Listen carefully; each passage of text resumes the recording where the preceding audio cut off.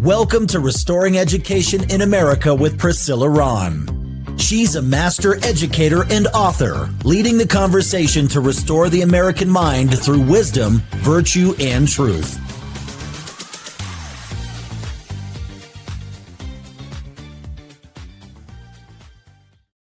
Well, hello, everybody. Welcome to Restoring Education in America. I'm your host, Priscilla Ron, and I'm so excited that you've decided to join the conversation today. I have an amazing guest, and if you're in or around education, you know exactly who she is and what she's done. I'm bringing my friend to the stage, Miss Erin Lee. Hey, Erin, how's it going? Hey, Priscilla. Good to see you. Congratulations on your book. Oh, thank you so much. I've been motivated and encouraged to talk about what's been going on in the public education system and how we fix it. And I know you've been a mama bear, but for those people who may not know who you are, I'm going to give a little bit of your bio. So Erin Lee is the mother of 3 children from Northern Colorado, a speaker, writer, founder of Stop Gender Ideology, and executive director of Protect Kids Colorado. After rescuing her own 12-year-old daughter from transgender grooming in public school, Erin activated to help others. She filed a federal lawsuit against the district led by Pam Bondi, in which Justice Alito called their experience troubling and tragic and urged lower courts to address secret school transition. Erin has been featured in Fox News, Newsmax, Daily Wire, The Epoch Times, The Blaze, Daily Mail UK, and The Wall Street Journal. She produced a film about their family story called Art Club, available to stream for free at artclubmovie.com. Erin now travels the country, educating others and fighting for parental rights and against gender ideology. Wow. I mean, I bet you couldn't have imagined that you would be here. This would be your life right now. Never in a million years. I was like your typical millennial mom who was sleepwalking through life. I was a leftist voter. I was faithless. I was trusting every system that I was putting my kids into. And then I got punched in the face with reality. And I mean, I activated quickly. It's really heartbreaking as a teacher. This is my 32nd year in education, and I've always been a conservative. I grew up in a very patriotic home, and I've watched this slow boil in public education, and I've watched what your daughter has gone through, and it's really heartbreaking. Real quickly, for those people who may not know your story, quickly tell what happened. It started when your daughter was invited to Art Club. Go ahead. Yeah, we had just moved across the country from Florida. And my undergrad is elementary education. I couldn't cut it as a teacher. I failed in the classroom and very quickly went into human resources instead. But I had been kind of programmed, I now realize, to think the way the teachers did. And my daughter was recruited into this after school art club that was actually a GSA, her gender and sexuality awareness. And they invited in an outside, a really predacious, it was a groomer group who told the kids, if you're not comfortable in your body, that means you're transgender. And if you don't know who you're sexually attracted to, that means you're queer, and celebrated the kids for proclaiming these new identities and talked about, explicit concepts like polyamory and how to medicalize. If you're not comfortable in your body, you can just take these magic puberty blocker drugs and all your discomfort will go away. They taught her how to access those in the school, in our school-based health centers. They connected her online with these predators, and they, most significantly taught her to keep it all a secret, that you don't have to tell your parents about your identity, about this meeting. It can all be our little secret. And we're lucky she told us. She came right home after that club and told us what was going on. But it took about a year to get her out of, I call it a cult, the gender cult that really programmed her to believe she was born wrong, that her family would not support her, that the only path forward was medicalization into, a boy's body. And it was a tough year getting our little girl out of that. She was only 12 when all this happened, and it was the height of COVID. So she was really, mentally like 9 or 10. She was very immature to be exposed to that. When you think about a young 12-year-old, there's no 12-year-old who's comfortable in their body. Right. They're going through puberty, changes, hormones. And so they're very, very vulnerable. And I will tell you that we as teachers are taught to use this language of we're the trusted adult. Make sure you identify a student so every student in the school has a trusted adult that they can go to. And at the time, I thought, oh, this is really important. This is good because we want our students to, if they need help, know there's an adult in the building that they can go to for help. But it started unraveling even for me when Gay Straight Alliance, GSA, it used to be called Gay Straight Alliance, and then they changed it to gender sexuality. And I remember I still have an email where I emailed my principal and I said, you know what, this sounds very strange to me. I'm not comfortable with it. Where is this coming from? Because in my mind, Gay Straight Alliance is a very different concept than gender sexuality. I never did get a response in writing. Okay. But what they do in our schools, Erin, and I know you know this, they will have students come in for counseling. They'll shut the door, the blinds are closed. You don't know what's being said. And parents often are denied even knowing the content of the conversations. And so students begin to look at their parents as an enemy and not as a safe space, but another adult who doesn't have the same values as the parents. And I'm so sorry that you had to go through that trauma as a parent, where we've seen now cases where we've testified together at the Capitol against bills where they're taking parental rights away from parents. Talk about some of those bills. I think it was 1312, right? Was it? Talk about that. Yeah. Well, real quick too, another fundamental shift, since this is a podcast about education, people need to understand the distinction between school-sponsored clubs and student-sponsored clubs. So the GSA, the Gay Straight Alliance, used to be a student-sponsored space where kids would run the format, they would run the meeting, and they would just congregate and talk with each other. But what it's transformed into now is the gender and sexuality awareness or alliance, in my district at least, is they're all school sponsored, which means an adult is the one who is initiating, leading, running these clubs and has full unfettered access to our kids. And it's not just an environment for kids to talk to each other. It's where the teacher is imposing ideas onto the kids, and it gives them free reign to say anything they want with these kids. And I think most people don't understand that distinction, that there's a big difference between student and school sponsored, but oftentimes they often happen in secret as well. Our district has moved a lot of these clubs to the lunch hour, and they don't give you an option to opt out. So even if you find out it's happening, which most parents don't, especially if they're being intentionally deceived, like I was being told it was an art club, you don't have the option to opt your kid out, even if you find out it's happening. So I wanted to make sure people understand that, because a lot of people don't understand school-sponsored versus student-sponsored clubs, and that distinction. But man, Colorado is just off the rails. They have passed so many unconstitutional anti-parent laws. I like to say that gender ideology is like our state mandated religion. Really, they just continue to pass bill after bill that forces it down our throats. Teachers via 24/1039 are forced to socially transition kids, call them whatever they want to be called. Counselors via House Bill 1911-29 are required to only affirm gender confused kids. So once you've planted that seed in their head and they go to their school counselor, the only option is to say, yes, you are transgender, and go along with it. I mean, they've mandated that death certificates have to abide by gender ideology, where people have passed away and doctors have to say that this man is actually a woman on the death certificate.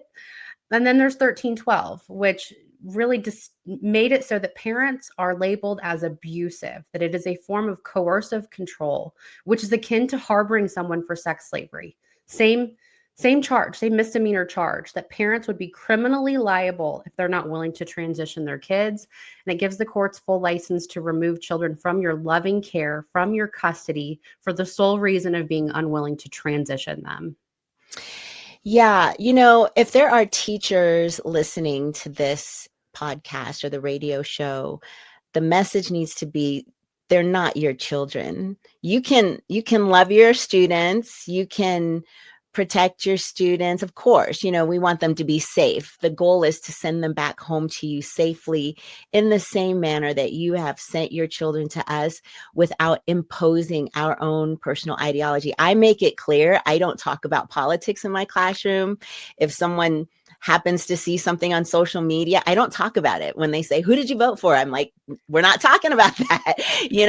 It's not our place as teachers. And the teachers union uses this language that they're your kids, they're our kids. We know better, like what a school day should look like, what students should learn. And I didn't realize this until COVID, really. I mean, I started to kind of sort of see it, but when we all got locked down and it became more evident, that's when I personally got activated, and I left the teachers union because it's very, very damaging. Yes, 2.5 years ago, I'm like, I'm done.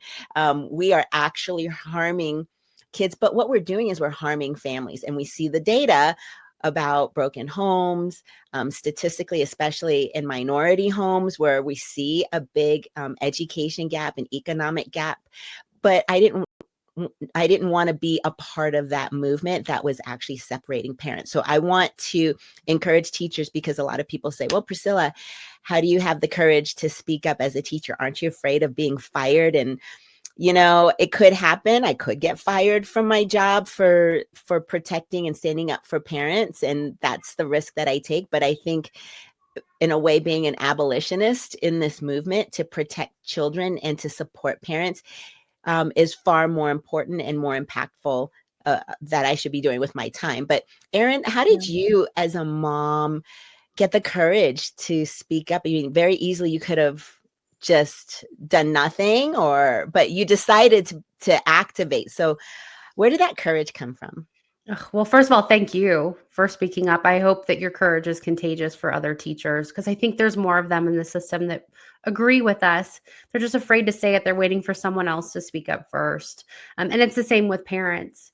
I activated when they messed with my kid. I was a very quiet, non-confrontational person. And then they came after my kid, and we watched the real harm happen. I mean, my daughter became suicidal. She became alienated. She left us a suicide note.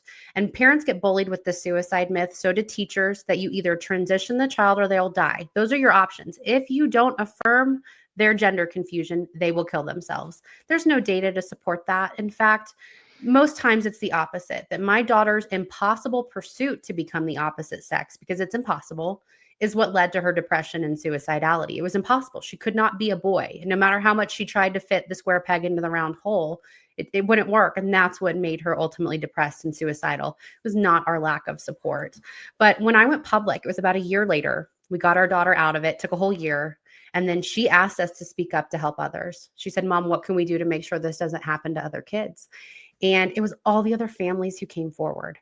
I mean, like dozens just in my school district, hundreds here in my state, thousands now across the country that I have communicated with and helped through this. It's a very common, pervasive issue, kids being secretly transitioned and parents not finding out until they're already sent down that path. And I went, well, no one's talking about this, because when it happened to me, I was alone on an island.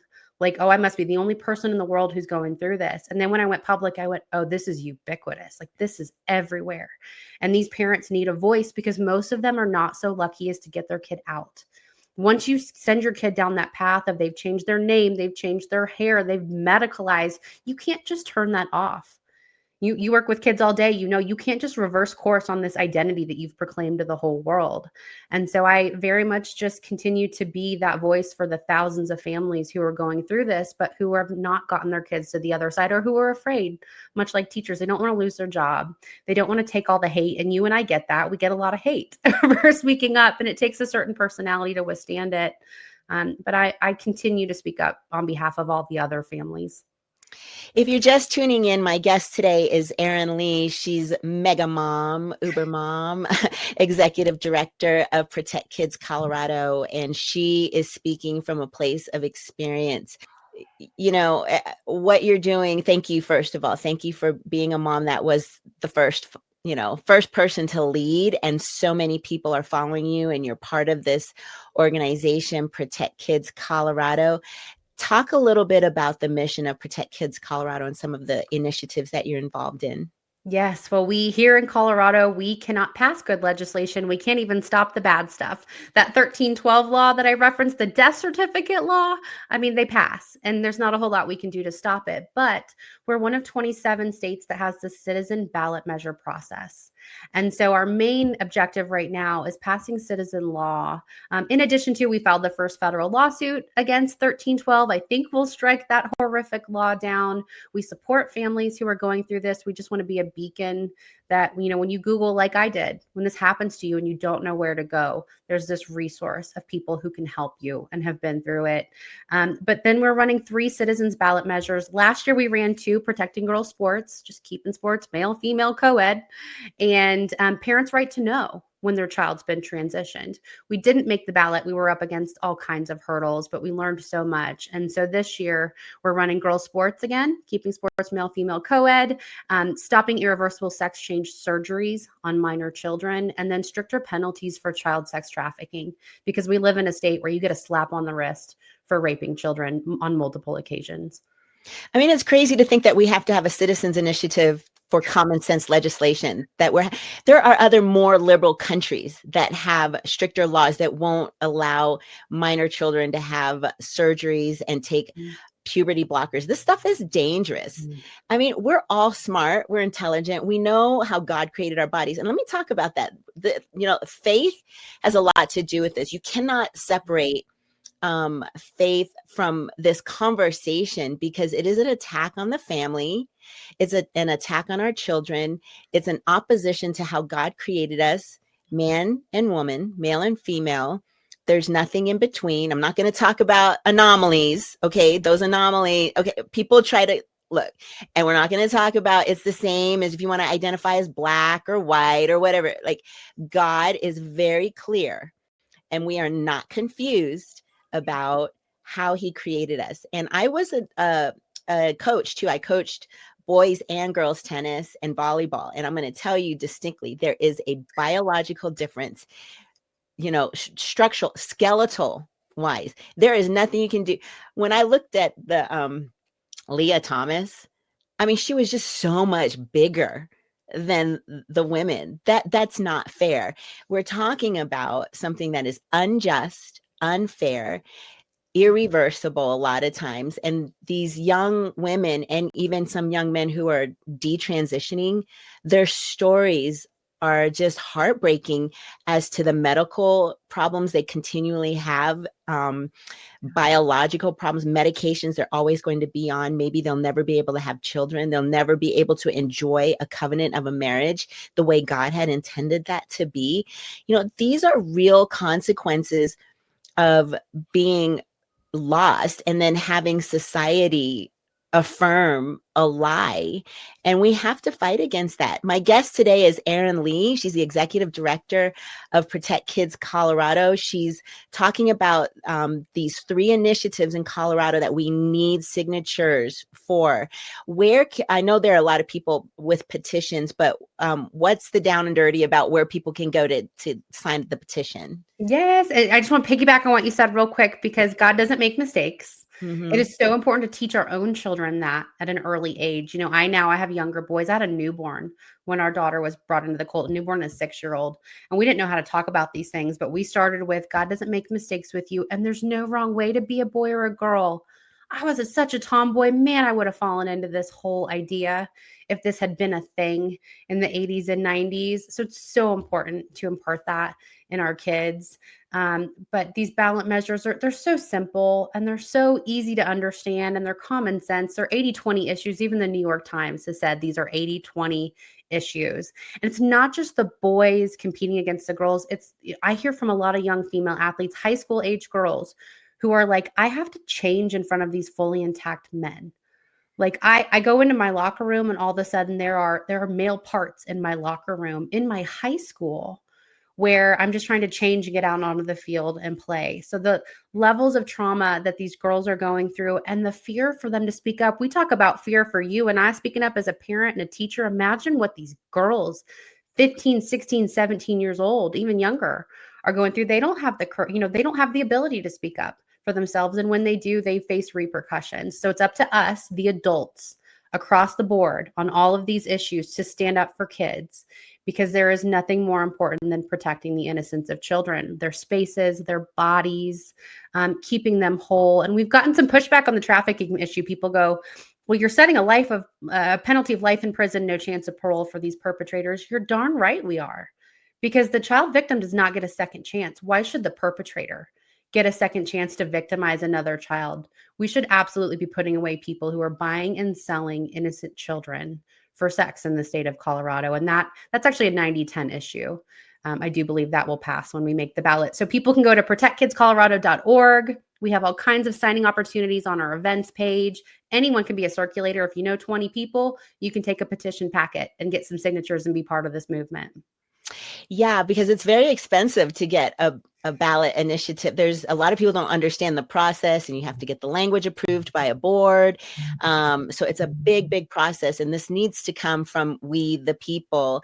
And a lot of churches, I'm so proud that a lot of pastors are starting to wake up and become more active, because they know so goes the church, so goes community. We need our men. We're going to put our fathers back in their rightful, respectful place so that we can get our families back in order. I mean, these are so many wonderful things that we're starting to see fathers even step up and be the strong men and godly leaders and spiritual leaders of their family. And it's so refreshing to see this movement change.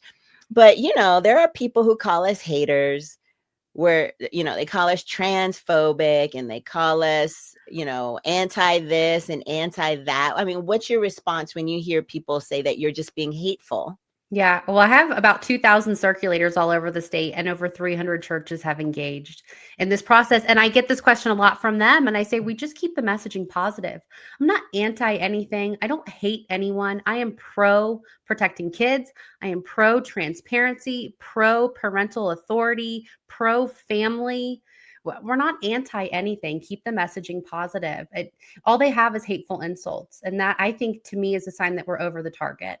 When I have the enemy screeching at what I'm doing, I know that I'm doing something right. If they're not talking about us, then we're not affecting change. And with these petitions, it's so cool, because this is, like you said, it usually costs $3 to $5 million to pay people to get these signatures. That's not how we're doing it. We're engaging the hands and feet of Jesus. We're engaging the church. We're engaging citizens to go out and have conversations and shift culture, in addition to changing policy. So your film, Art Club, where can people see this film? It's for free at artclubmovie.com. And that's just a film about our family story, but we included ADF and Family Research Council, David Barton, some great leaders that really helped tie together this overall issue and how it's affecting families across the country. So it's just artclubmovie.com, and it streams for free. And what kind of response have you received from that film? Man, I wish we had way more views on it. I know we've had over 100,000 views, but I wish this would have taken fire more than it has. And I hope that it still will. The response has been really positive. It's just more affirmation that there are so many families going through this. It's been surprising how many families have reached out and said, your story is my story. Because it's always eerily the same. Vulnerable pubescent girl gets convinced that her normal pubescent discomfort actually means she's trans or autistic or has been through some kind of sexual trauma. No, as you said, no 12-year-old's comfortable in their body. But what I've learned is that the story is so similar with these kids being secretly transitioned behind parents' backs. Yeah, this movement, it's definitely been a contagion. It's not normal. I've been in education for 32 years. This didn't happen 30 years ago, didn't happen 25 years ago, didn't happen 20 years ago, 15, 10. Yeah. But in 2020, it started happening. Yeah. And, it's really interesting when you look at the social justice movement. It went from like George Floyd and BLM and Black excellence. Mm-hmm. And for me as a Black educator to see, well, look, the data, nothing changed in that, all of the DEI training. Kids were still not reading and writing at grade level. Right. Oh, let's change our focus in schools to now LGBTQ plus and trans. And that's like the new everything, all of our professional development, we don't talk about Black excellence anymore. We don't talk about making sure our kids in city schools are reading and writing at grade level. Everything is trans. And the whole name your pronoun thing, if you cannot look at me and tell that I am a woman, they said, oh, we need you to put your pronouns on everything, on your school email, on your placard outside your door. So I said, I'm not doing that, but I will say Mrs. Priscilla Ron. Yes, Mrs. So do we not teach students anymore about Mr., Mrs., Doctor, our titles? We don't do that stuff anymore. So our kids are just growing up, just existing, not learning how to read and write at grade level, but they're learning how to hate their country, and they're learning how to question God and question authority and disrespect everybody around them and hate law enforcement. I mean, this is where we're at. And so we now have options for parents that we need parents to start looking into different options. Because as you mentioned, we only have one opportunity to raise innocent children. Once their innocence is taken, it's very difficult. They grow up to be adults that have a lot of social emotional problems. And if parents can find a good charter school, a classical school, a private Christian school, homeschool, micro school, there are all kinds of options. And I think parents can find support to pull their kids out of the public education system and make sure that their children have a shot at growing up healthy, mentally healthy. You're speaking my language. So I hear from parents a lot, like, I can't, it's too hard. Public schools, what's easy? Well, I'm a private Christian, a classical core knowledge, and a homeschool parent. I have 3 kids and all 3 options, because one size does not fit all. And let me just tell you, you either sacrifice for your kids, or you are sacrificing your kids to exactly what you were talking about, indoctrination, to a life of not being able to read and write, a life of where pronoun conversation has been normalized. And now, even though it may seem innocent, you tell a kid, 12 times, and it becomes normal to them. Well, if they get asked their pronouns 12 times, that just becomes normal, that I now announce myself with my pronouns. So you either sacrifice for your kids, or you're sacrificing your kids. And it is a lot easier to do the extra drive to a school I trust than it is to read every book and paper and do 18 core requests a week to see what my kid is being exposed to in the public school. It's actually easier. Well, Erin, I'm looking at the time and we have to land our plane. I've enjoyed our conversation. We'll have to have more. Okay. I really loved having this conversation with you, and keep going. We're praying for you, and we're going to get those ballots signed. But to my guests, thanks for tuning in today. Catch me next time. And remember, educating the mind without the heart is no education. So seek wisdom, cultivate virtue, and speak truth. Thanks for tuning in to Restoring Education in America with Priscilla Ron. Visit PriscillaRon.com to connect or learn how you can sponsor future episodes to keep this message of faith, freedom, and education on the air.